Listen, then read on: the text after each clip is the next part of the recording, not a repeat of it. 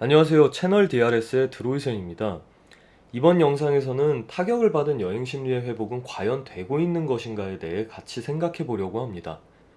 여행을 가고자 하는 심리를 단순하게 단정 지을 수는 없겠죠. 하지만 특수한 시국이다 보니 여행 심리에 대한 조건 중 중요한 두 부분을 생각해 볼 수 있을 것 같은데요. 어딘가 가고 싶어 하는 욕구, 그리고 안전한지에 대한 인식, 이 두 가지입니다. 순수한 여행을 가고자 하는 움직임을 끌어내는 것은 이 두 가지의 영향이 크게 작용하겠죠. 일단 어디론가 가고 싶어 하는 욕구에 대해 살펴보겠습니다. 사람들은 기본적으로는 거창하게 여행까지는 아니어도 일정 공간에 일정 시간 갇혀 있다 보면 그곳을 벗어나 새로운 곳을 향하려는 심리가 있죠. 작게는 고속버스를 타고 먼 거리를 이동하다가 휴게소에 도착하면 다들 나가서 몸을 편다든가, 크게는 늘 반복적인 일상에서 벗어나서 휴가를 간다던가 하는 것들입니다. 여행을 가려는 심리, 이것은 일단 내가 어딘가를 가야 하겠다라는 원초적인 동기가 생겨야 합니다. 이 부분이 생긴 이후 여행을 갈 수 있는 상황이라면 아마 가고 싶은 곳을 검색하기 시작할 것이고, 여행을 갈 수 없는 상황이라면 그 답답함에서 벗어나고픈 욕구가 갈수록 커져가겠죠. 그렇다면 현재 상황은 어떤 상태일까요? 이런 시국에 그 누가 여행을 가려 하겠어 라고 생각하며 한창 코로나가 가장 많이 확산되어 세계의 주목을 받던 시기가 지나간 지 얼마 되지 않아 황금 연휴라고 불리며 휴일이 연달아 있던 5월 초에 우리는 이런 뉴스를 접하게 됩니다. 바로 많은 사람들이 각종 국내 여행지에 방문할 계획을 하여 교통편이나 숙소 등의 예약이 어려워진 데다가 해당 여행지의 방역 준비를 더욱 강화하려는 움직임에 대한 뉴스였죠. 일단 잘 생각해 봐야 할 부분은 정말 많은 사람들이 국내 여행의 최대 수용치에 가까울 정도로 몰려들었다는 부분입니다. 그리고 또 하나 놓치지 말아야 할 부분은 바로 이들 중 상당수가 공항과 항공기를 이용하였다는 점이라는 거죠. 뉴스를 접할 당시에는 저를 포함한 많은 사람들이 걱정을 하던 상황이었어요. 저러다가 질병이 다시 한번 크게 확산될 것이라고 생각을 했었죠. 그렇다면 여행을 계획했던 분들은 단순히 안전하니까 국내 여행은 괜찮다고 생각을 했을까요? 그분들이 뭘 보고 어떤 기준으로 국내 여행이 안전하다고 생각할 수 있었죠? 심지어 공항과 기내 등의 좁은 실내 공간에 여럿이 같이 있어야만 하는 상황임에도 불구하고 본인은 안정을 보장받을 것이라고 생각했을까요? 아닐 겁니다. 그래서 우리는 이것을 어딘가 가고 싶어 하는 욕구가 안전한지에 대한 인식을 넘어서면서 나온 상황이라고 봐야 할 겁니다. 안전에 대한 인식은 더욱 복합적이겠죠. 국내의 업체들이라면 더욱 방역에 신경을 쓰지 않았을까? 국내라면 문제가 생겨도 빠른 조치를 취할 수 있지 않나? 뭐 이런 여러 가지 생각들이 얽혀 있겠지만, 사실 이건 단순히 여행에 대한 욕구를 충족시키기 위한 핑계성 심리의 추측성 논리일 뿐, 해외 유명 호텔보다 개인이 운영하는 펜션이 더 믿을만 하냐라는 주제는 객관적인 논리가 떨어질 수밖에 없어요. 심지어 국내 여행이라는 카테고리에 묶여 공항과 기내를 거쳐야 함에도 불구하고 제주도의 예약 및 방문이 급증하였던 것은 괄목할 만한 현상이었다고 생각을 합니다. 그리고 그 결과를 봤을 때 어땠나요? 그 많은 사람들이 여행을 위한 이동을 그렇게 많이 했음에도 불구하고 여행을 통한 확산, 특히 공항이나 기내에서의 감염이 시작되었다는 뉴스를 접해본 적이 있으신가요? 또한 여행지도 마찬가지입니다. 아까 뉴스에서 언급한 것처럼 여행과 관련된 지역과 시설들이 방역에 많은 신경을 쓰고 있었죠. 이는 시리즈 영상의 초기에 말씀드렸던 방역의 노력이 질병 확산에 억제력을 갖고 있다고 생각해 볼 수 있을 것 같습니다.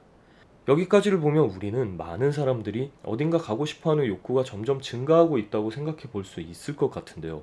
심지어 안전한지에 대한 인식 부분에서 확실하지 않음에도 불구하고 그래도 해외보단 낫지 않겠냐는 자기 위로로 떠났던 여행은 그들의 모험이 완전히 틀린 것은 아니었다는 것을 보여줄 수 있었다고 생각합니다. 사실 정말 의외의 상황이라서 5월 초에 국내 여행 집중 현상을 언급했지만, 굳이 거창한 여행이 아니라 근처 공원만 봐도 일상과 실내에서 벗어난 자유를 찾아서 많은 사람들이 방문한다는 것을 잘 알고 계실 겁니다. 그럼 이번엔 안전에 대한 인식에 더욱 초점을 맞춰서 얘기를 해보죠. 5월 초야 연휴가 끼면서 많은 사람들이 국내 여행을 하였습니다만, 그렇지 않은 6월과 7월 초중순의 국내 여행은 어떨까요? 특히 6월은 사실상 여행 비수기라고 불리는 시기인데요. 일부 조사를 해본 결과 최근 무급휴가 등 개인 시간이 많아진 요즘 레저나 휴가를 위한 수요는 꾸준히 움직이고 있습니다. 제가 전체를 통계낼 수는 없지만 그 사이에 살펴본 일부 국내 숙박의 현황입니다. 잘 안 보이실 테니 간단히 설명해 드리자면, 6월 중에 국내 펜션들의 주중 주말 예약 현황이며, 붉은색의 글자는 해당 룸의 입금까지 완료된 예약 완료를 뜻하죠. 국내 여행을 한 번이라도 예약해 보신 분들은 잘 아시겠지만 성수기를 제외하고 평일에 예약이 만실에 가깝게 되기란 쉽지 않아요. 아무리 인기 숙박시설이라고 해도 비수기 평일에 예약이 꽉 차는 것은 정말 어렵습니다. 그런데 오히려 지금은 주말은 물론 평일에도 빈방이 없을 정도로 사람들의 방문이 이어지고 있어요. 국내 모든 펜션들이 이렇게 잘 되냐고요? 그건 아닙니다. 이렇게 예약이 많은 펜션들의 한 가지 특징이 있다면 이들은 거의 독립형의 숙박시설이란 겁니다. 즉, 우리 일행 외에 다른 사람을 접촉할 일이 적은 형태의 시설들이라는 거죠. 결국엔 이렇게 여행하는 사람들도 방역에 관련한 부분에 굉장히 신경을 쓰고 있다는 얘기가 될 것이고, 각자 감염에 대한 가능성을 낮추려 노력하고 있다는 거죠. 이것은 여행을 하고픈 심리가 안전한지에 대한 인식을 이기고 결국은 어디론가 떠나게 되는 상황을 만들게 되더라도 안전에 대한 인식의 최소 기준은 분명히 강하게 존재한다는 겁니다. 국내 여행은 이 안전에 대한 인식의 최소 기준이 다소 낮게 잡혀 있다고 볼 수 있겠죠. 그러면 해외여행은 어떨까요? 스카이스캐너라는 메타서치 항공권 판매 회사의 최근 한국 내 조사와 통계 결과를 보면 우리나라 여행객들은 국내 여행에 대한 안전 신뢰도가 유독 높다. 한국인의 여행지 수요는 해외 대비 국내 지역으로 쏠렸다. 한국인은 다른 아태 지역 국가보다 해외여행의 수요가 가장 낮았다. 한국인 여행객은 다른 해외 여행객과 비교해 안전에 더 민감한 성향을 가진 것이라고 하였습니다.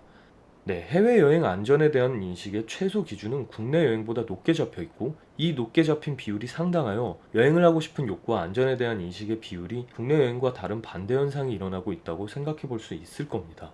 일단 초기에 외국에서 전염되어 온 몇몇 사례의 각인이 강한 데다가 국내와 다르게 다른 나라의 정부들이 질병의 제압에 확실하고 강력한 방법을 쓰고 있는지조차 의심이 되고, 또 일부 우호국 같았던 나라들이 대한민국 여행객의 감염 여부와 관련하여 어이없는 짓을 벌이는 상황에 회의감이 느껴진 부분도 있겠죠.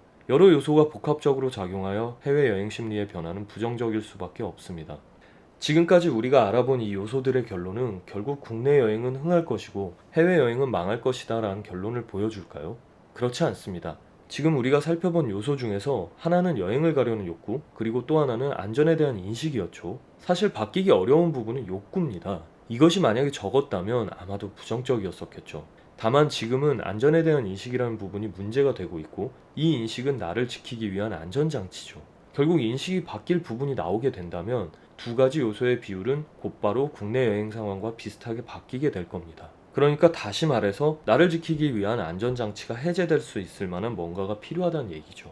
여행업 내에서 여행 심리가 위축되었을 때마다 자주 나오는 상황을 한 가지 말씀드려 보자면, 이제껏 한국 여행객들의 인식 변화에 걸리는 시간은 대체적으로 한 달이라는 겁니다. 이것은 과거의 수많은 사건, 사고와 질병들, 여러 가지 악재에 대한 영업 실적이 다시 정상화로 바뀌는 기간의 통계치인데, 정말 신기하게도 한 달이면 마치 온 국민의 기억에서 나쁜 부분이 사라진 것처럼 다시 실적의 복구가 되곤 해왔죠. 그래서 여행업계에선 힘든 시기가 와도 한 달만 버티면 좋아질 거라는 희망적인 마음을 품는 트렌드가 만들어질 정도니까요. 이게 그 누구도 아무것도 안 하면서 저절로 이렇게 바뀐 게 아닙니다. 문제가 있는 지역을 판매해서 배제하거나 그 문제점이 빠르게 개선이 되는 방향으로 노력한 덕에 사람들의 인식은 부정적에서 긍정적으로 빠르게 바뀌게 된 겁니다. 그러니까 인식의 변화는 논리적으로 받아들일 수 있는 부분만 생긴다면 언제든지 반대색으로 바뀔 수 있다는 거죠. 다만 이 부분을 위해서 필요한 것이 바로 각 나라 정부와 여행업계에서 제공하는 방역에 따른 안전장치와 더불어 실제 해외여행에서의 감염 사례를 현저히 줄여야만 한다는 겁니다. 그럼 그게 그렇게 될 것인가 라는 의문이 생기죠. 그래서 이 시리즈 영상의 궁극적인 목적이 바로 여행업계의 미래가 어느 방향으로 가게 될지 6월, 7월에 벌어지는 일들로 미리 예측을 해보자는 거였습니다. 안타깝게도 최근에 우리는 방글라데시발 항공편에서 확진자 소식을 전해 들었습니다. 제 다른 영상에서 말씀드렸던 것처럼 교류를 하는 대상에 대한 파악과 운항하는 곳에 대한 리스크 분석 등이 결여된 결과라고 생각할 수 있겠죠. 이런 부분이 계속된다면 아마 해외여행에 대한 인식의 전환을 빠르게 만들기는 어려울 겁니다. 단순히 항공사와 여행업계가 정부의 지원금으로 버틸 수 있는 기간이 얼마나 될까요? 따라서 관련 업종들은 단순히 실적이나 운송수단으로서가 아닌 방역의 주체가 될 수 있는 과감하고 신선한 정책을 마련함과 동시에 자신들이 주체라는 의식을 갖고 적극적인 개입을 해야 하며, 각국의 모든 정부들은 이런 전문가들이 내는 의견이 충분히 실현이 될 수 있도록 주의 깊게 귀를 기울여야 할 것입니다. 이로써 우리는 6월, 7월에 항공업과 여행업의 미래를 살펴볼 수 있을 체크포인트를 설정해보고, 코로나 바이러스 백신이 개발되지 않았을 때에는 과연 어떨지, 지금은 각국이 서로 교류를 해야 하는 시기인지, 만약 그렇다면 왜, 어떻게 해야 할지를 거쳐서 여행 심리의 움직임에 대한 부분까지 모두 알아보며 연속 기획을 마무리하게 되었습니다. 우리는 여행업의 미래에 대한 방향성을 잘 지켜봐야 합니다. 그리고 지켜보는 가운데 가능성이 있는 통로가 보인다면 강력하게 그 통로를 뚫고 나가야만 합니다. 누군가 어떻게 방법을 마련하겠지, 혹은 바이러스가 어찌 잘 없어지겠지 같은 소극적인 생각과 태도는 전 세계 경제의 기본이 되는 국제 교류를 심각하게 늦추는 것밖엔 되지 않습니다. 그렇기에 특히 정부는 여행이나 교류가 가능한 나라의 파악과 그 리스트를 항공사 그리고 여행업계와 공유하여 안전한 해외 교류 기조를 만드는 데 노력을 해야 할 것이며, 항공업에서는 단순히 기업의 논리로 당장 장부상의 이익이 되는 얄팍한 전술이 아닌 질병에 대한 확실한 안전을 바탕으로 한 넓은 기반과 다소 당장의 손해가 있더라도 확실한 대응의 운항 계획이 멀리 돌아가는 것 같지만 성공으로 빠르게 가는 가장 짧은 길이라고도 덧붙이고 싶습니다. 자, 지금까지 긴 연속기획 영상을 함께 해주신 여러분들께 진심으로 감사드리고요. 다음에 또 흥미로운 주제로 찾아뵙겠습니다.